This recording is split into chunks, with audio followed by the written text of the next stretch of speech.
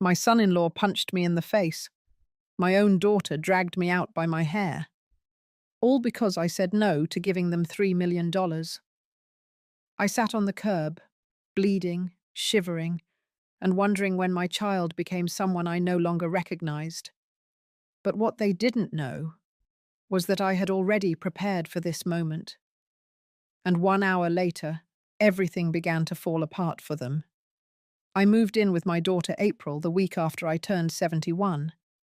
Not because I couldn't live on my own, not because I needed help climbing stairs or remembering names, but because she said she missed me, said she wanted me closer, said her husband Russell even agreed. At the time, I thought it was love. I didn't realize it was strategy. Their house sat on a quiet street outside Des Moines, with a wide porch and a white swing that never got used. April had decorated the guest room in lilac and ivory, my favorite colors. There were new sheets on the bed. A framed photo of us from her high school graduation sat on the nightstand. I remember standing there, suitcase still in hand, and thinking, maybe this will be good. Maybe this will heal the distance between us. It wasn't like I had nowhere else to go. I had a small apartment 2 towns over. I used to work part-time at the public library, organizing the historical archives and leading genealogy workshops. That work meant something to me. So did the quiet of my own home, my little kitchen, my ceramic owl salt shakers. But April said she missed dinners with me, said she wanted her kids to hear my stories. I believed her. The first week went well. She made me tea each night before bed.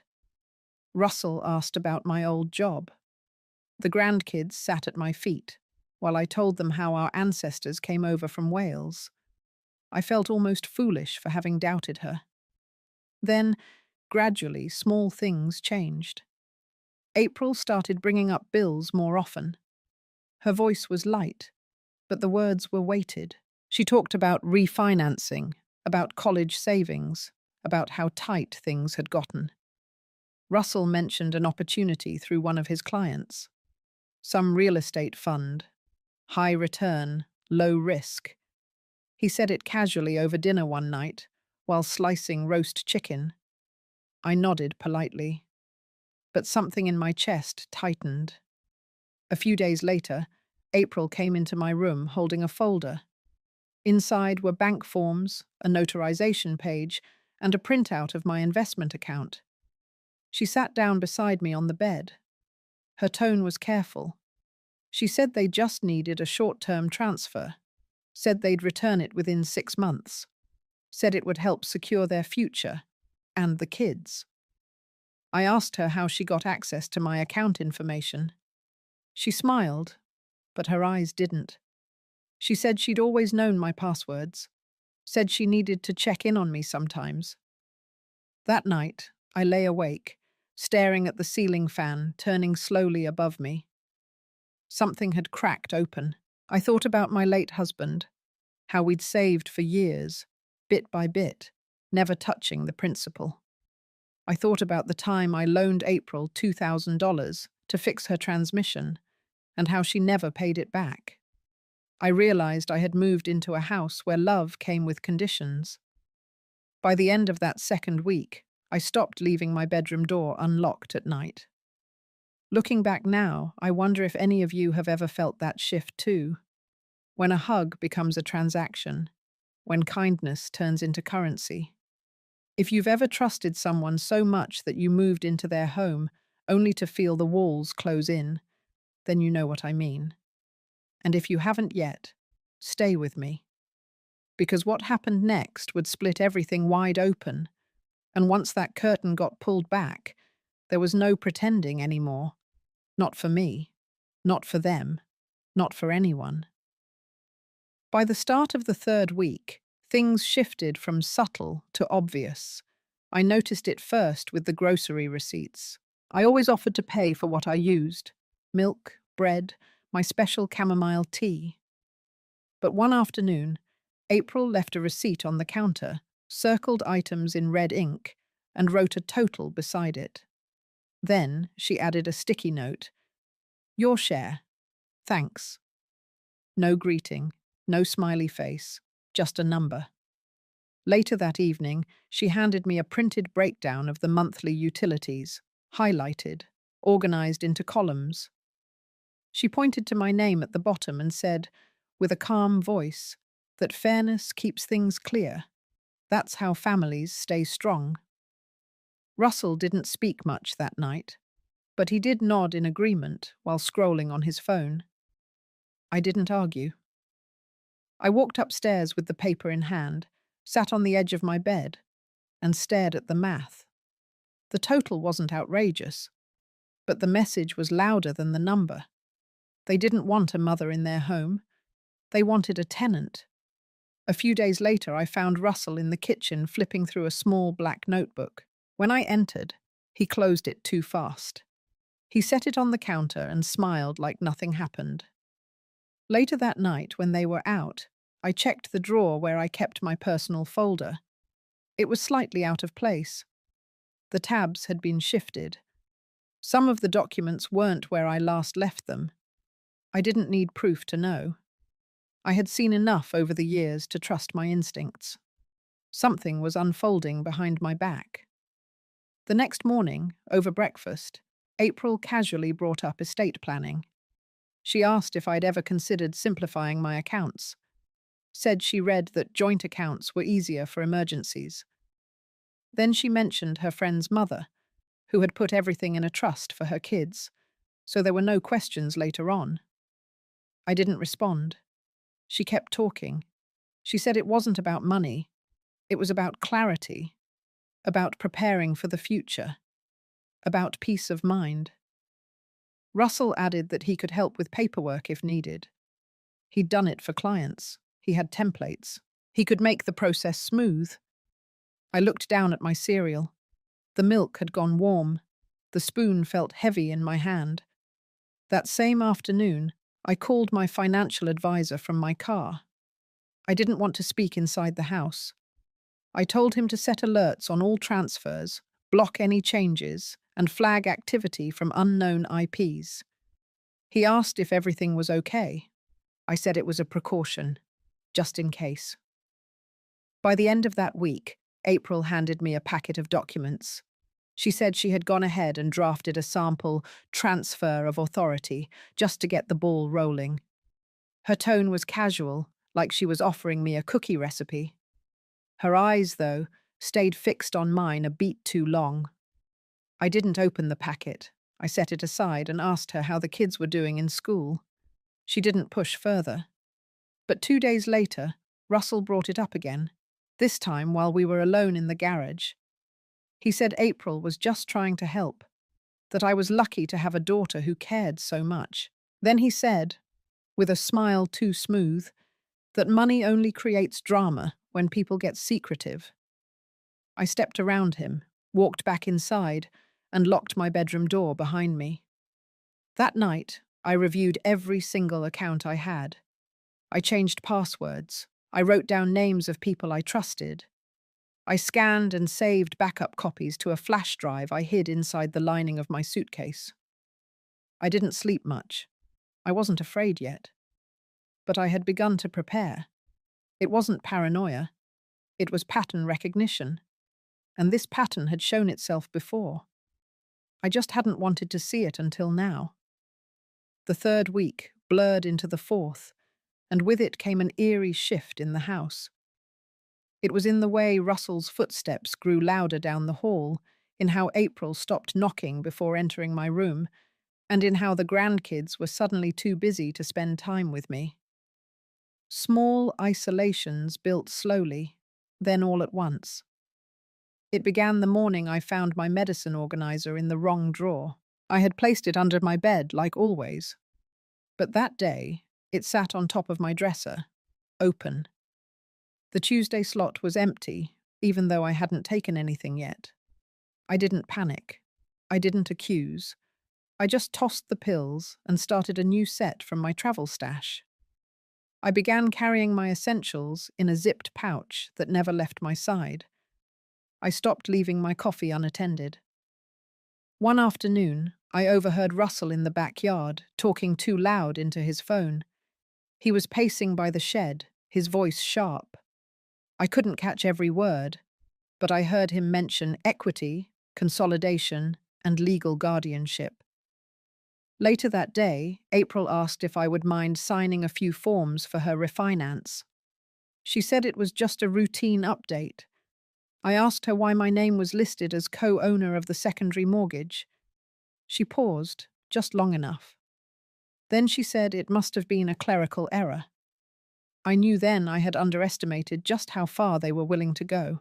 That night, I pulled out the manila envelope I kept hidden under the liner of my suitcase. Inside were old records from my husband's accounts, notarized copies of my trust, and a full list of my assets. Everything had been kept separate since he passed. That was always our plan. Russell and April didn't know that my name had never been attached to the Iowa house. They assumed I had nothing but the condo and retirement account. But the truth was, I still had access to a diversified portfolio, some of it offshore. I wasn't rich, but I wasn't dependent. The next day, I visited the bank, quietly. I asked to speak to manager-level staff. I presented my identification and initiated a full review of recent access attempts on all accounts tied to my social security number. There had been 2 failed login attempts from an IP address tied to Russell's business. I asked the manager to set the highest security level: biometric access, in-person-only changes, and voice-verified transactions. She didn't ask questions. She just nodded and got it done. I returned home before sunset. Dinner was already on the table. April served roast pork with overcooked carrots. Russell asked how my day had been. I said I went to the park. He nodded, satisfied. That night, I barely slept. Not from fear, but from a growing sense that something inevitable was about to crack. And it did. 3 days later, I woke to find my room ransacked. My suitcase was unzipped, my drawers pulled open, even the lining in my coat was torn. My flash drive was gone. I stood silently in the doorway, heart pounding. Then I walked downstairs. April was in the kitchen. She didn't look up. Russell was by the fridge, arms crossed. I asked if anyone had been in my room. April said maybe one of the kids went in looking for scissors. Russell said maybe I had misplaced something. They said it too quickly. I didn't respond. I went back upstairs, closed the door, and picked up the landline I had hidden behind the bookshelf. It was a burner line I kept for emergencies, something my husband and I had used years ago when dealing with a real estate scam. I dialed a number I hadn't called in a long time. My lawyer's office. His assistant answered. I gave her the code word. She transferred me immediately. Within minutes, my attorney confirmed he could lock down everything. I asked him to trigger the fail-safe in my trust, to remove any shared power of attorney privileges, to notify my offshore custodian that fraud had been attempted. I also asked him to make a preemptive report to Adult Protective Services, just to put something on record. I wasn't accusing yet, but I wanted a trace. Then I packed a small overnight bag, only essentials. I didn't run. I didn't cry. I simply acted.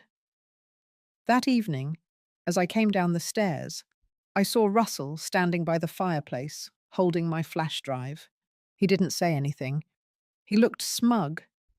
April stood behind him, her face hard to read. I told them I was going out for a walk. They didn't stop me. At the corner of the block, I got into a black sedan waiting for me. My attorney had sent a driver. We drove straight to a safe location I had arranged years ago. A small house in Ames, deeded in the name of an old college friend who owed me a favor. The next day, I froze all joint assets, placed a fraud alert, transferred everything into a protected, irrevocable trust. And for the first time in weeks, I slept. Not deeply, but without looking over my shoulder. The silence in the safe house was different. It didn't echo like the big house. It wrapped around me like a warm coat. For the first time in weeks, I could hear my own breath again. I sat at the kitchen table that evening with a cup of peppermint tea, looking at the stack of documents my lawyer had sent over. Every page had a clear purpose. Every signature I made that night pulled a little piece of my life back into my hands. Over the next 3 days, I stayed in that quiet little house in Ames, with the curtains drawn and the phones silenced. I didn't watch the news. I didn't scroll through anything. I just thought. I thought about how it got this far. How two people I had once held as newborns, Russell and April, could turn so calculating, so cold. On the fourth morning, I received an email from the bank. There had been an attempted login using outdated credentials. Then another from my lawyer. He had spoken to the trust administrator. All assets had been moved. The new structure was untouchable, irrevocable. And the successor trustees I had named long ago, two women from my reading group, both retired professors, were now legally in charge if anything ever happened to me. That same afternoon, I requested a call with the lead investigator at Adult Protective Services. They had already opened a quiet inquiry, just as a precaution. I gave them everything. Every incident, every document, every photo I had discreetly taken of the drawer after it was rifled through. I gave them a timeline, down to the hour, of when I began noticing the manipulation. I wasn't pressing charges, not yet. But I wanted a record. The officer I spoke with was patient and precise. She didn't offer false comfort, but she did say something I hadn't heard in a long time. She said I had done the right thing. She said I wasn't alone. Later that evening, I drove back to the city. I didn't go to their house. I went to my friend Patrice's home. She greeted me with open arms, no questions, no judgment, just a hot casserole and a clean guest room. While I was there, I finally allowed myself to feel the weight. The betrayal wasn't just about money. It was about erasure. They hadn't tried to steal my accounts. They had tried to erase my autonomy, replace my legacy with their convenience. But they failed. And that truth held me steady when the letter came. It was a printed notice from a law firm representing Russell and April. The tone was sterile. They expressed concern over my sudden disappearance and requested a voluntary meeting to discuss a revised estate structure. They claimed I might be under undue influence, that others might be coercing me to cut them out. They referenced my age, my recent confusion. I handed the letter to my lawyer. He smiled as he read it, then made a copy, highlighted every loaded phrase, and drafted a reply that was firm but polite. He included proof of my legal capacity, recent cognitive evaluations I had done during a routine physical, and outlined the timeline of events I had already documented. Then he copied Adult Protective Services and the Federal Oversight Board into the response. The next day, a detective from the Financial Crimes Unit contacted me. The bank had flagged the earlier login attempts as part of a wider pattern of elder exploitations they were now investigating. Russell's name had come up before. April's, too. I sat across the table from the detective 2 days later. I told him everything. Not just the logistics, but the emotional sabotage. The way April would drop passive remarks about my health. The way Russell used silence to manipulate my responses. How they both slowly chipped away at my independence, dressed up as concern. The detective nodded, took notes, and asked if I'd be willing to testify if necessary. I said yes. But more than anything, I asked for protection for the future, for other women like me. In the following week, I met with my attorney again to draft a formal affidavit. It would be held in confidence unless the investigation moved to formal charges. But it was clear now. I hadn't overreacted. I hadn't imagined things, I had seen it, and I had responded. The final action I took that week was symbolic. I changed the name of the charitable fund I had created years ago with my late husband. Originally named after our anniversary date, I now called it the Eleanor Trust, after my grandmother, the strongest woman I ever knew. I restructured it so that every year, a portion of its interest would be granted to women over 65 who had survived financial abuse from within their families. I didn't need revenge, I needed meaning. And with that change, I felt something shift inside me, a kind of release. The anger didn't vanish, but it stopped burning. By the end of the month, I had officially relocated. Patrice helped me find a two-bedroom condo in a quiet neighborhood with wide sidewalks and tall oaks. I unpacked slowly, placed photos of my husband on the shelves, framed a print of the trust certificate with my grandmother's name at the top. I made tea that evening, stood at the window, and watched the wind move through the trees. I had lost a family, yes, but I had also reclaimed something I didn't know I was missing: myself. Understood. I will now begin writing Chapter 5 directly into this conversation window, following all of your formatting and stylistic guidelines. The chapter will be approximately 980 words in American English, with a consistent, emotionally resonant narrative tone. Please give me a few moments to write it for you. 2 weeks passed. I kept to myself, living quietly in the condo Patrice helped me find. No social media, no phone calls unless necessary. The days were still and healing. I began walking again each morning, just before sunrise, with no music in my ears. Just the sound of gravel underfoot and the birds waking up. Then came the letter from the probate court. It had been sent to my old address, but redirected by my lawyer. Inside was a petition filed by April and Russell, requesting a formal hearing to declare me unfit to manage my estate. They were invoking the Elder Concern Act, claiming I was mentally compromised and being isolated by outside parties for financial gain. The irony would have been amusing if it weren't so cruel. Attached were signed affidavits from two of their friends, people I had met no more than once or twice.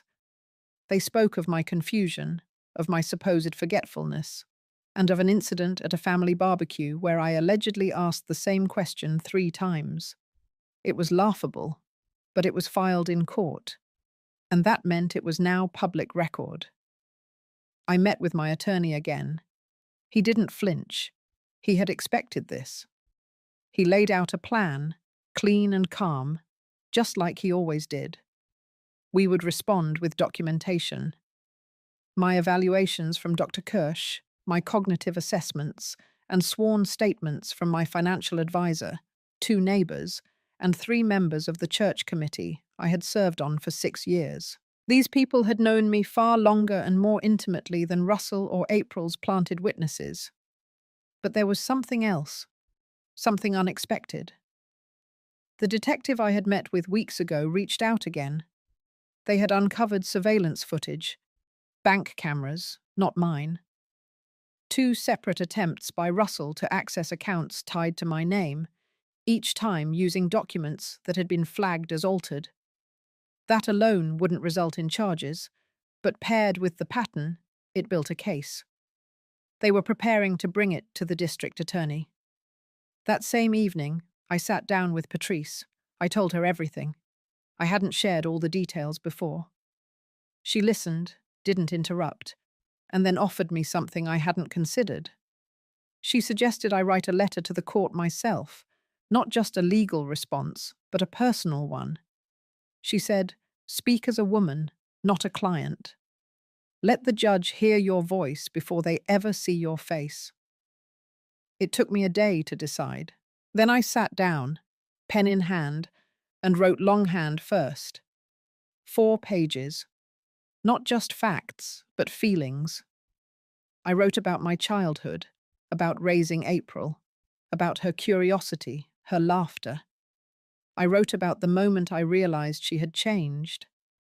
I described the silence between us that grew louder over the years, and I explained in simple terms that protecting myself was not cruelty, it was clarity, and it had come far too late.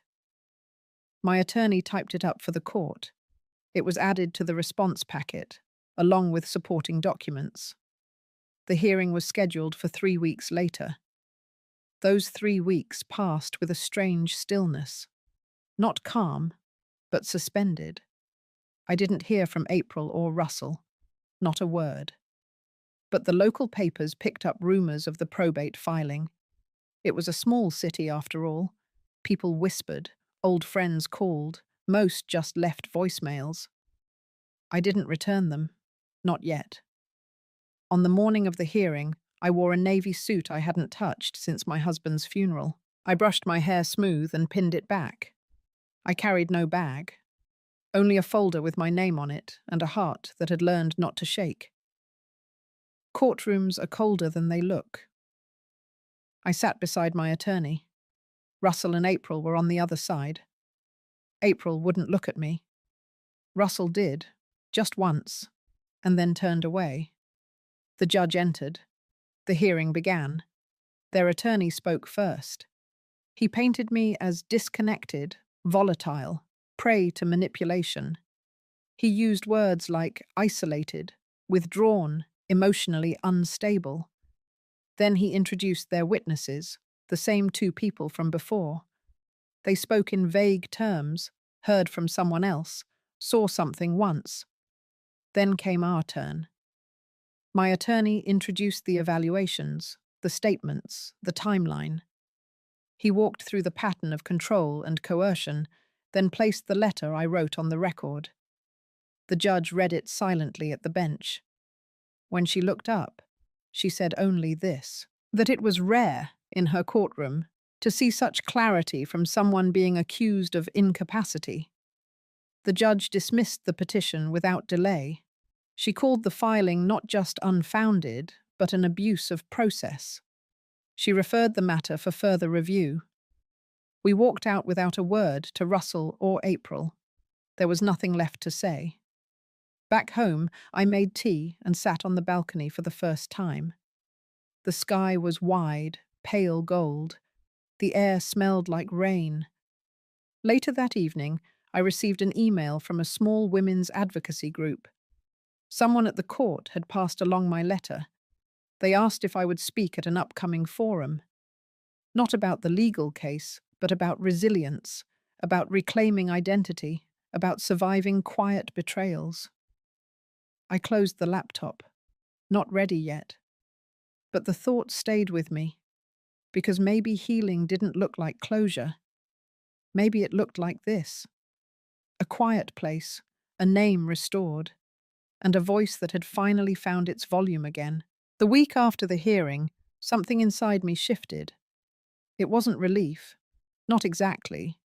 It was something quieter, more hollow, like standing in a house that had been emptied out. The echoes weren't loud, but they were everywhere. I had won, yes, but it didn't feel like a victory. It felt like walking away from a battlefield alone, carrying only the silence of what was lost. That weekend, I stayed in. Patrice dropped by with groceries and a few tulips. I didn't say much, and she didn't press. She just sat beside me while I watered the plants and cleaned out the kitchen drawers. It was the first time I truly noticed how still my hands had become. No tremble, no tightness, just a slow steadiness, like something was finally settling. That night, I sat at the little table by the window and opened the storage box I had carried with me from the old house. Inside were photos, journals, and the leather folder that held all the old letters Russell had sent me in college, his childish penmanship, his little jokes, the promises he used to make to take care of me when I got old. I stared at one letter for a long time, then quietly set it aside. I pulled out my own journal. Not the one for lists or passwords, but the one with no lines, the one I hadn't written in since the year after my husband passed. I turned to a fresh page and wrote one line. I am still here. I wasn't sure what I meant exactly, but the words felt real, grounded. 3 days later, I met with my lawyer again.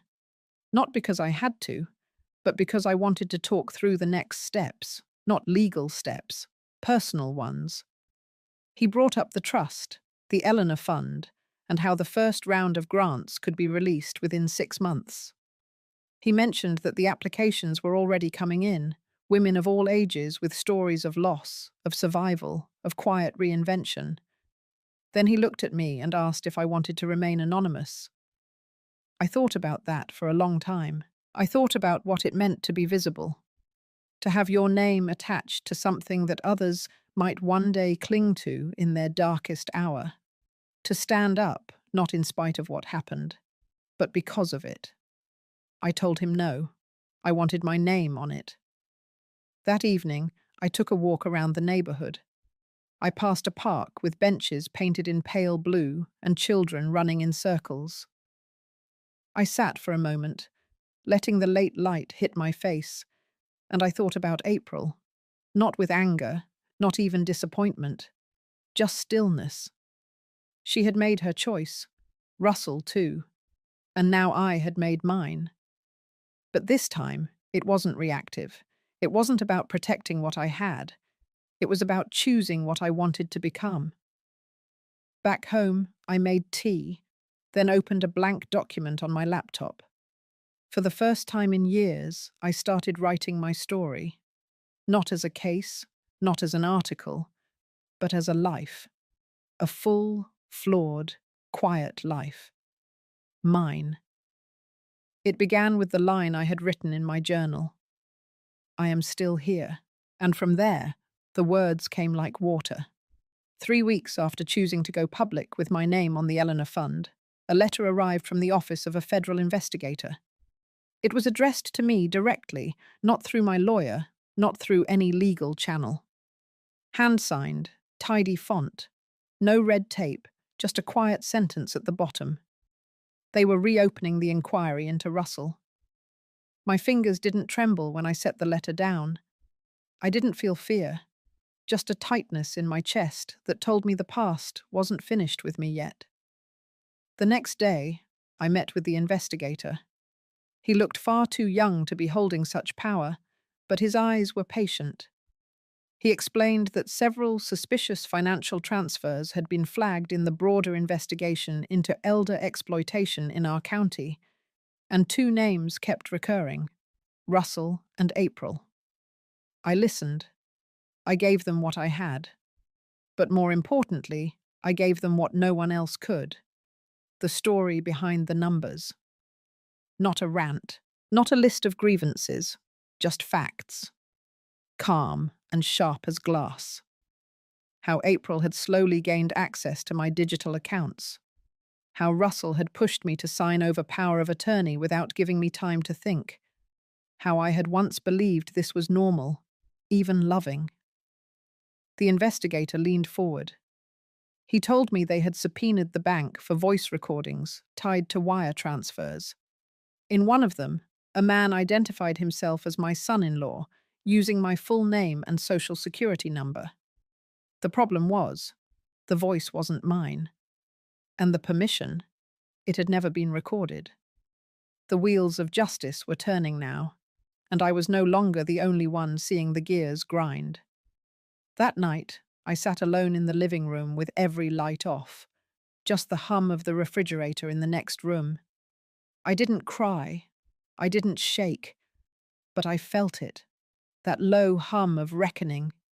It didn't taste like vengeance, it tasted like gravity. 2 days later, Patrice stopped by. She brought a binder, thick with reports and recommendations from the board we had quietly assembled for the Eleanor Fund. They wanted to expand. More applicants, more outreach. A partnership with a university program that trained women in digital literacy and finance. I looked through the proposal and paused at a paragraph buried near the end.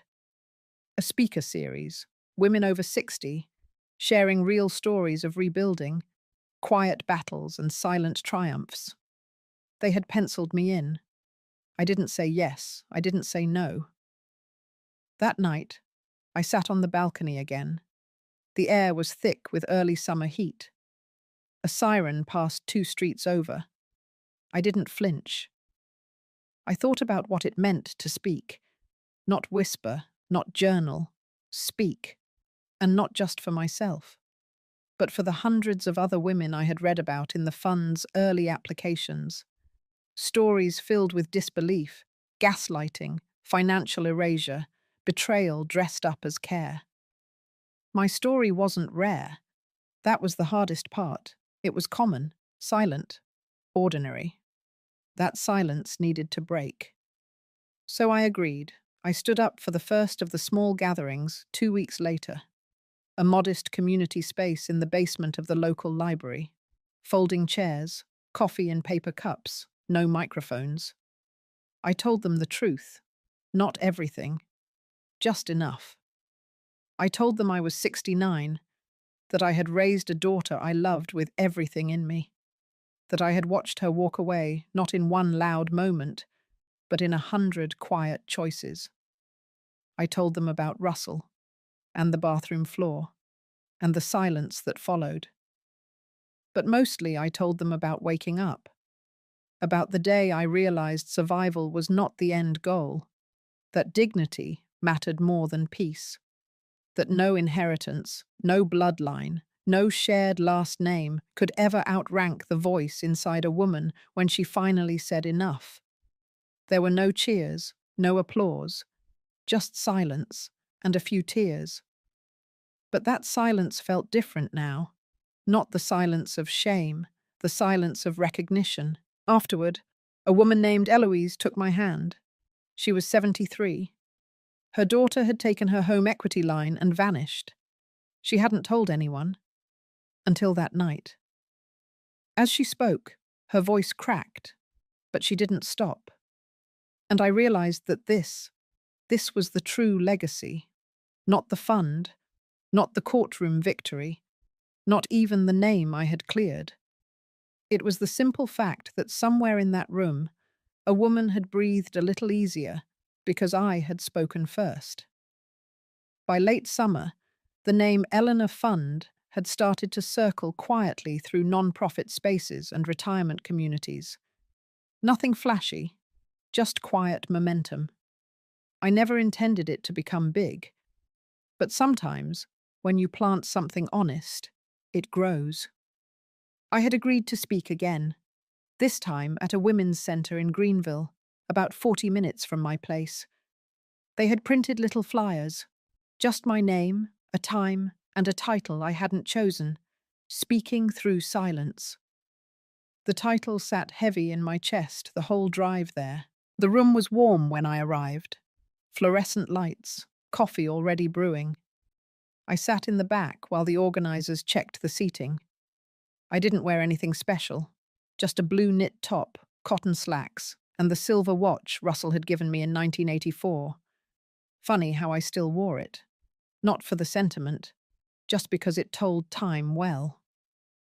When it was time to speak, I didn't rehearse. I simply stepped forward and told the truth again. A different shade of it.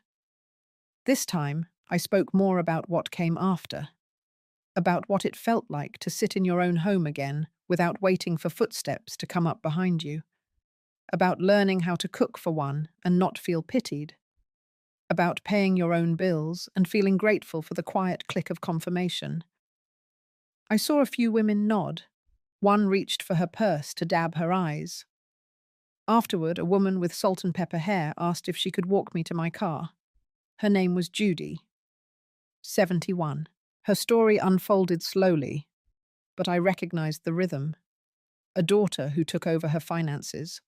A son-in-law who handled the paperwork. And suddenly she couldn't access her own checking account. She whispered that she had no one else to tell.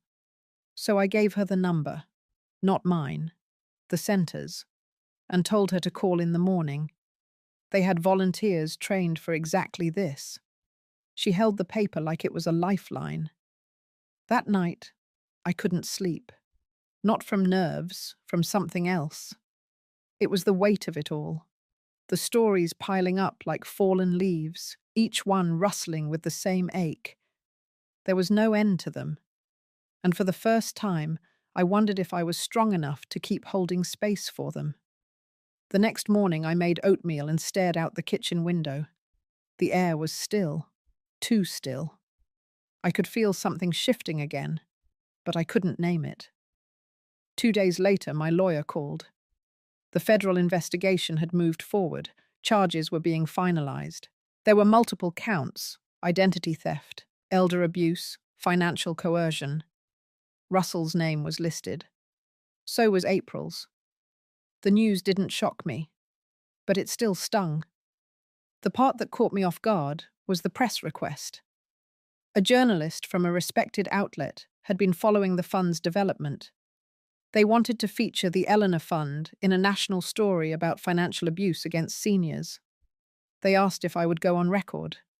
Fully. I said I needed a day. I walked, for hours, through streets I hadn't seen in years, past the post office, the old community theatre, a bakery that now sold vegan muffins and lavender tea. The world had changed so much, and I had spent years just trying to survive inside of it. But now, I was standing in it, and maybe it was time to stop hiding. So I agreed. The article came out a week later. My name. My face. A photo of me standing in front of the library after one of the talks, sunlight catching the edge of my hair. The headline was simple. She spoke up. There were no angry calls from April, no letters from Russell, just silence. But not the kind that haunted. This silence felt earned. The following week, something unexpected happened. A young woman from a local university reached out. She was studying non-profit leadership and wanted to intern with the Eleanor Fund. She said her grandmother had been one of the first women to apply and had cried reading the acceptance letter. She said she wanted to help other women feel that seen. I told her yes. Not just because we needed help, but because I saw something in her. A continuity. Proof that what we were building wasn't about me. It was bigger. That afternoon, as I filed grant paperwork and updated budgets, I realized something. I hadn't thought about Russell or April in hours. Not from fear, not from pain, just hadn't thought of them. They had finally stopped living in my head, and that, more than any court decision or headline, felt like the real beginning. The day the letter arrived, I had just come back from the hardware store with a new light bulb and a bottle of vinegar. I saw the envelope sitting on the porch table, out of place, cream-coloured and thick. No return address, just my name, written in sharp, deliberate handwriting. I knew that script. It was April's.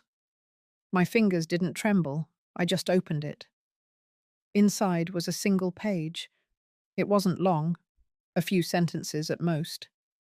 She said she'd heard about the Eleanor Fund, that she'd seen my picture on the article, and that Russell had told her they had made mistakes. That now he wanted to make peace, that they would like to meet for dinner. Just a quiet evening. Just to talk. She had included a location, a restaurant in a part of town I hadn't been to in years, not far from the courthouse, actually. The timing was casual. Friday. 7. I placed the letter down and went to boil water. I didn't need time to decide. I wasn't going. But I didn't tear it up either. I let it sit for 2 full days, untouched, next to the kitchen clock. I suppose I wanted to understand why I wasn't angry anymore, why the invitation didn't sting, why the silence inside me felt so firm. By Friday afternoon, I had forgotten the letter completely. It wasn't until the sun began to fall, and I saw the light outside shift to that strange gold hue, that I remembered. 7 o'clock. And then, at 7:30, my phone rang. Unknown number. I let it go to voicemail. Then it rang again and again. Finally, I picked up. It was a nurse from the emergency room. April had been admitted with chest pains, mild, but enough to trigger a workup. They had found her number listed as next of kin. She had written my name. I sat on the edge of the bed, phone pressed to my ear. I could hear voices in the background, machines beeping. And for a moment, the air around me seemed to shrink. I asked the nurse if she was stable. She said yes, then paused. Said April had asked for me. Said she was alone. I didn't answer right away. I looked down at my hands, at the veins, the skin, the marks of time that never used to be there. I thought of the woman who had dragged me by the hair, who had slammed the front door in my face, who had made me feel invisible in my own home. And then I thought of the little girl who once fell asleep on my chest every Sunday afternoon after church, who cried when she lost her stuffed elephant, who used to braid my hair with her tiny fingers and whisper that I smelled like lavender and paper. So I went. Not because I forgave her, but because something in me needed to see her as she was now. The room was quiet when I entered. She looked smaller than I remembered. Her hair tied back loosely, an IV dripping slowly beside her. She opened her eyes and blinked. For a moment, I saw no recognition, and then her mouth moved. She said my name. I didn't speak. I just pulled the chair closer and sat down. The nurse nodded and closed the door behind me. We sat in silence for a while. Then April said she had read everything. The articles, the statements, the interviews. She said she hadn't realized how far she had gone, that she hadn't known what she had become, that Russell was the one who kept pushing, that she just wanted to protect what they had built. I listened. I didn't respond. Then she asked something unexpected. She asked if I had meant for the Eleanor Fund to be a message to her. I shook my head. I told her it was never about revenge. It was about reclaiming breath. Her eyes welled up, but she didn't cry. She said she couldn't undo what she had done, but she wanted to start again, not as mother and daughter, not as anything labeled, just two people who once shared something true. I stood up then, not abruptly, just slow, measured. I told her I didn't hate her, but I also told her I didn't belong to her anymore, that my peace didn't depend on her remorse. And then I walked out. Outside, the sky had turned navy. The hospital parking lot buzzed with motion. I exhaled. Not relief. Something deeper. I had just looked into the eyes of the woman who once broke me, and she no longer held any power. That night, I made soup, not because I was hungry, but because I wanted to taste something warm and quiet. I lit a candle, not for prayer, just for the calm flicker. And for the first time in years, I slept through the night without waking once.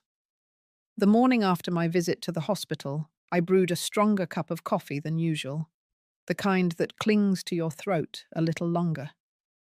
I stood by the window, watching the postman pass by like clockwork, his bag swinging with familiar rhythm. But that day, he didn't stop at my mailbox. He crossed the lawn, handed me an envelope directly. It was from the office of the United States Attorney. I closed the door and sat down before opening it. My fingers moved with steady purpose, but inside my heart was bracing. Not with fear, with readiness.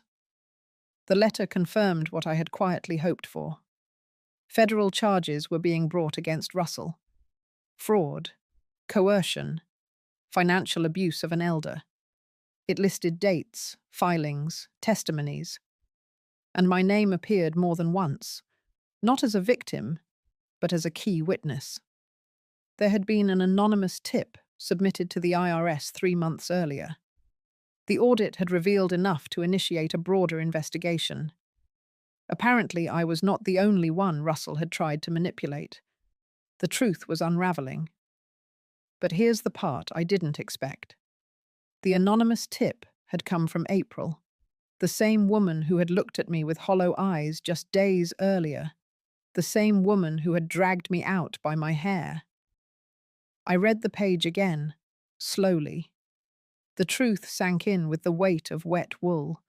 She had turned him in, quietly. Before the dinner invitation, before the hospital visit. She had done it alone. I didn't know if it was guilt or fear or something else entirely. Maybe it didn't matter. What mattered was that she had cracked open the very house she had helped build. I placed the letter down and looked at the stack of seed catalogues by the window. Spring was near. The soil was thawing. I thought of the tomatoes I might try again this year. A week later, a federal officer showed up at my door. He wore plain clothes, but the badge in his wallet was real. He said my testimony would help expedite the case. Said Russell had already been approached for questioning, that his tone had shifted the moment he realized April had cooperated. There was no arrest yet, but I could see the arc of consequence beginning to curve. When the officer left, I sat in silence for nearly an hour. I didn't call anyone, didn't text. I simply walked around the house slowly, touching the old furniture, the wooden edges of door frames, the kitchen drawer that stuck a little when it rained.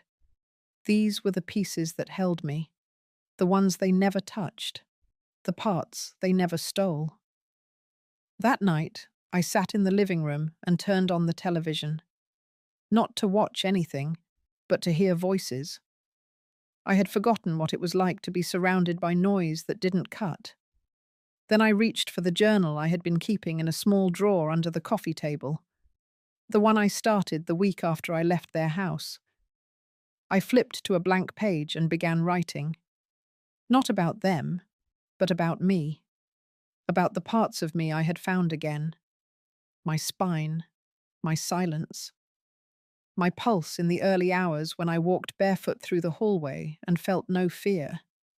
About the slow unfurling of dignity after being buried for years under the weight of someone else's version of family. I didn't need justice to look like sirens and handcuffs. I just needed them to know I had survived, and that I had done it without their permission. When the phone rang later that evening, I let it go to voicemail. It was April. Her voice was low. She said Russell had left the house, that federal agents had come earlier that day, that he had packed a suitcase and slammed the door without looking back. She said she didn't know where he went.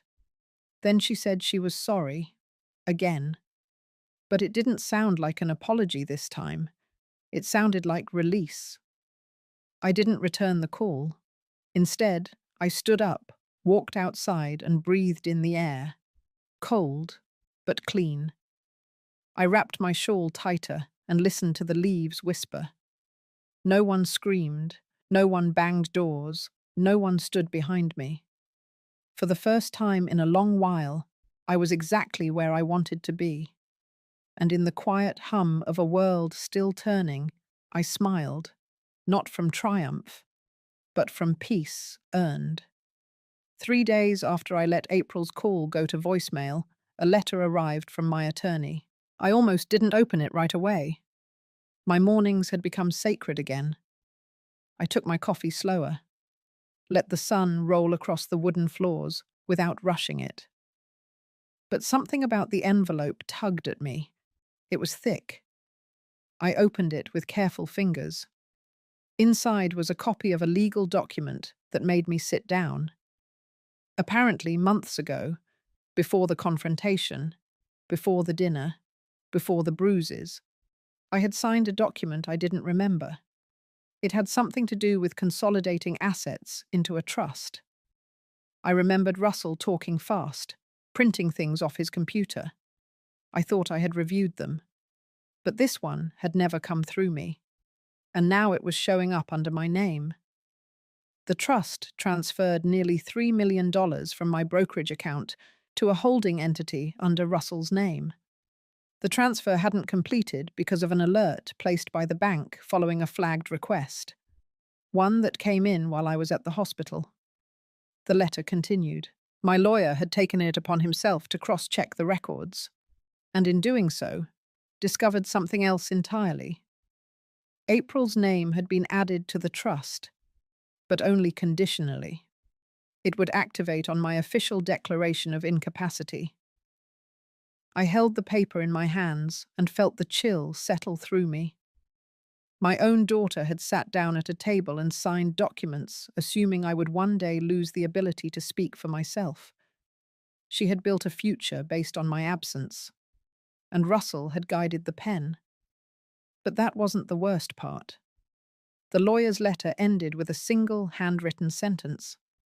He said he had a hunch, so he'd run my medical file, legally, against the timing of the trust preparation. The dates lined up with my fall. The fall I had assumed was an accident, the bruise on my neck, the dizziness, the medication I never remembered taking. It wasn't hard to connect the dots. They had tried to incapacitate me.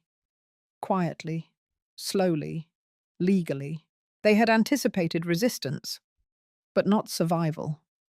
And now, that entire paper trail sat in a manila folder in the attorney's office, under lock and key, with a time-stamped log that made it legally impossible to argue ignorance.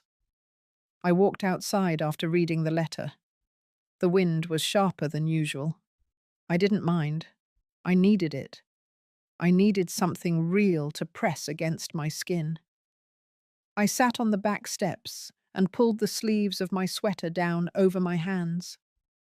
I thought about all the meals I had cooked in that kitchen for April when she was young. I thought about the quiet years after her father died. How we had survived with just enough. How I had gone back to work at the local college's admissions office just to keep things moving. She never knew what I gave up. That was the point. She was never supposed to. But now, the woman she had become had not only turned her back on me, she had waited for me to disappear. She had signed her name to it. And Russell? He had planned the entire thing, like a chess match, cold, detached, believing I would never notice the checkmate coming. He had underestimated the one thing that mattered. I had lived through worse. The chapter of my life that included April and Russell was coming to a close.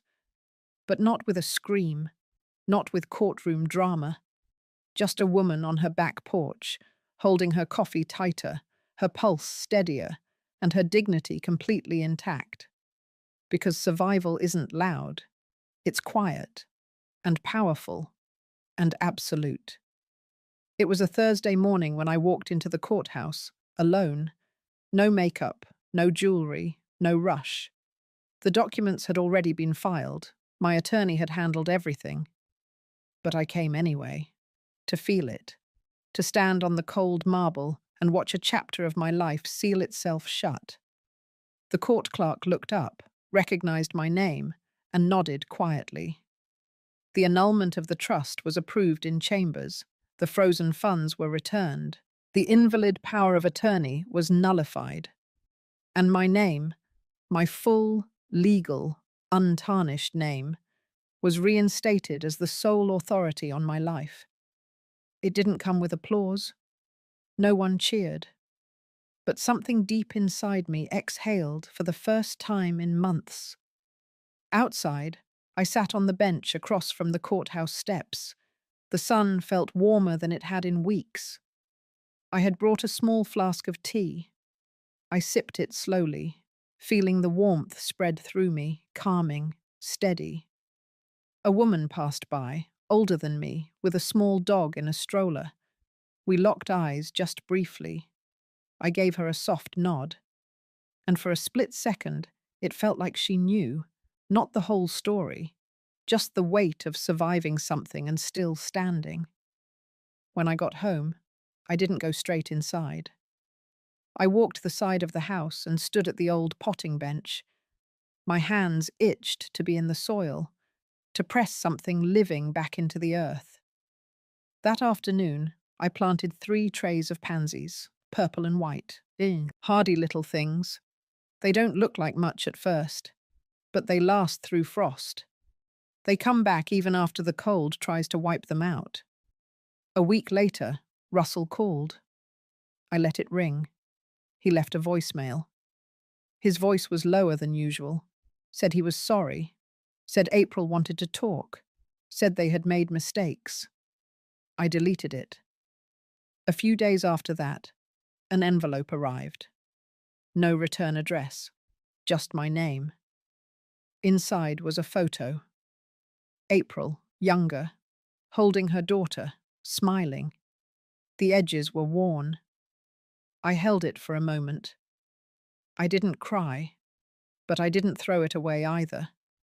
I placed it in the drawer of my desk, the one I don't open often, the one where I keep the things that matter but no longer define me. I'm not angry anymore. Not exactly. There's a silence now, a different kind of quiet. Not absence, more like clarity, like a room that has finally been cleaned of echoes that no longer belong. And I've found something in that silence. Peace, not the kind that comes from justice, but the kind that comes from knowing I chose myself, that I reclaimed my breath, my voice, my place. I no longer live in reaction to what they did. I live in response to who I've become. If this story reminded you of someone who once tried to silence your worth, I hope you know it is never too late to take your voice back. Have you ever walked away from someone you loved to protect the part of you they kept trying to erase? Your story matters too. Share it below if you'd like, or just know you're not alone.